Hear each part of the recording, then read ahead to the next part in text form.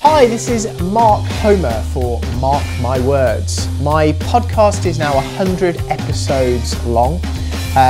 It's been a great honour to deliver and record all of these episodes for you. So this is a celebratory episode, which I'm really looking forward to giving you. And for that, today's episode is going to consist of me reading your questions and providing answers. So Lisa has asked, what's the least stressful way financially to get into property buying with limited money? Well, I would say that the quickest ways are probably to either find a partner who you can work with, or maybe do some sort of rent to rent where you're leasing properties from another landlord and maybe renting rooms out, you know, sort of subletting. Or if you can do a JV with landlords, maybe you can source properties for them and then get into it that way using their money. That's usually the best way. Javier Sanchez says, how long will the COVID-19 pandemic last? Will the world ever be the same afterwards? Well, I don't know how long it's going to last. Boris thinks we might be able to send COVID-19 packing within 3 months. Let's hope so.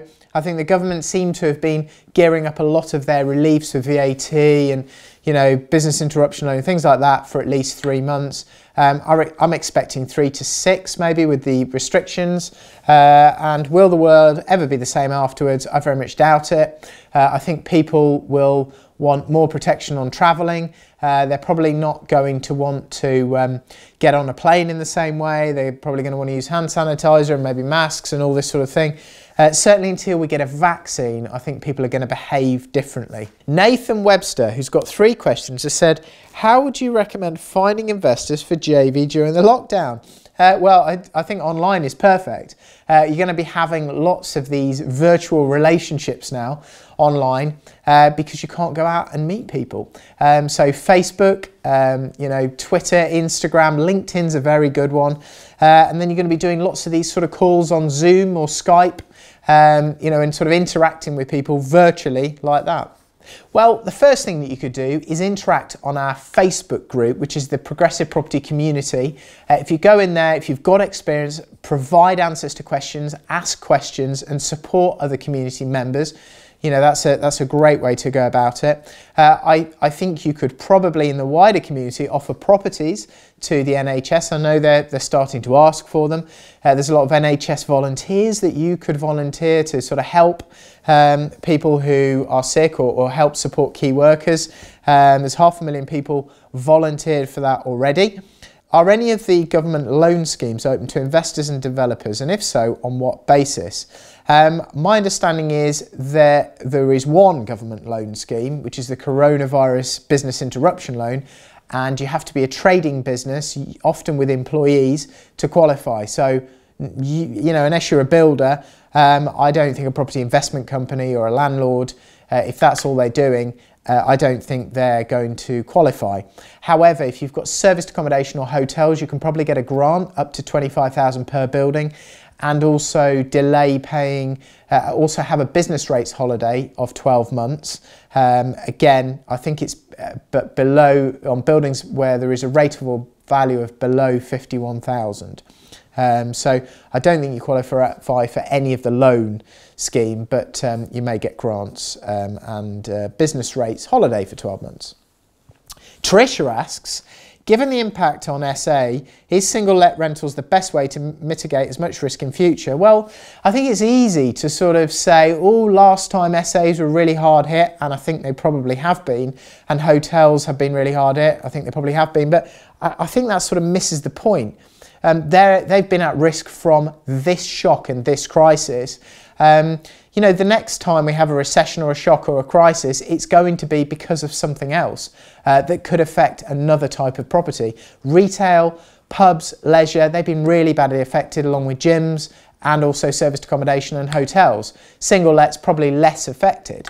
So I don't think that's the way forward. I think the way to mitigate risk is to have a spread of different property types so that one, you know, type is not affected when, you know, something like this happens.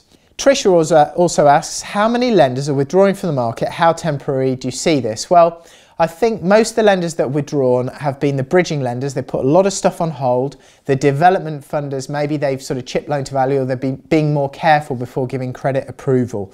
So I think that's probably a relatively temporary thing. It may be for the next 3 months. They're going to want to see what's happening to property prices, what's happening to volumes, what other lenders are doing, and critically, where their money is coming from. There's been an extreme lack of liquidity in the marketplace. You know, in the places where lenders get their money from has been really constrained in the last few weeks, so or the last couple of weeks. So I think they need to fix that and, you know, get to a position where they're able to get funding in at the right money again. Clearly, cash is king at the moment, but that'll return, and you know, I suspect they'll return with maybe sort of inferior terms, maybe lower loan to values, maybe higher costs. That's going to come.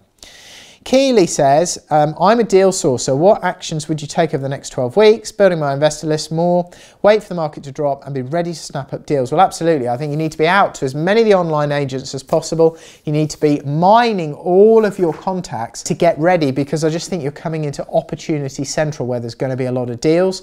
But, you know, they're going to sell them to those who they've got the relationship with, who they're talking to the most. So I think you need to go and approach all of those people.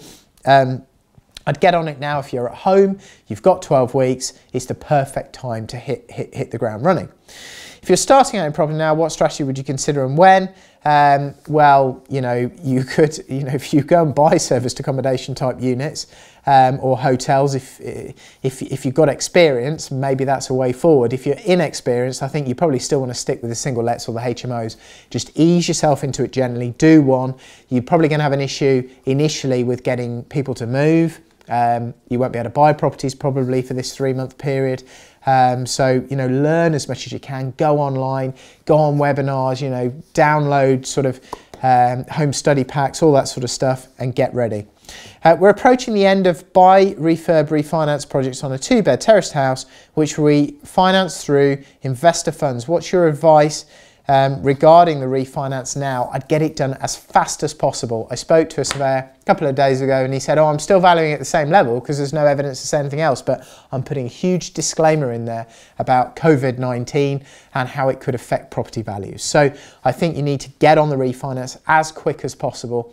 You know, you may already find the surveyor will knock it, you may already find the lenders reduce the LTV, so you need to do that as quick as possible. Okay, the next question I've got is Peter said, Mark, are you buying stocks right now? If so, what? No, I'm not buying any stocks right now, Peter. I suspect we're going to go through a few more gyrations you know, there's a good possibility that stocks will drop further. I got caught on a few stocks in 2008-9. I bought them too early, bought a lot of banks. And I just think you're going to be a lot better off waiting, potentially keeping cash and using that to deploy on deals. Cash is king, and I'm holding mine right now. James Wilson, what are you doing? What are you currently buying and selling? I'm not buying anything at the moment. I'm developing a number of apartments. I've just finished one. Thankfully, the valuation happened about a month ago, and I'm just going to get that refinanced and get the money out of that. And I've got another one in planning at the moment. Hope that answers that. Nat says, what shares and stocks are a must buy right now? What investment is worth risking? Well, you know, you could buy individual shares. I think it's going to be a hairy ride. If you're looking at a sort of 5-10 year horizon, then you'll probably do very well out of it. If you're going to be worried if they go down another 25%, which they could do, then I wouldn't buy right now. If you're not experienced with stocks, you may want to just buy a sort of FTSE tracker fund, maybe go to Vanguard, somewhere like that, where they'll put you into a nice spread of the market with very, very low fees. I think that's probably the best way to enter if you're not a pro with sort of stocks and shares. That has been Mark Homer for Mark My Words.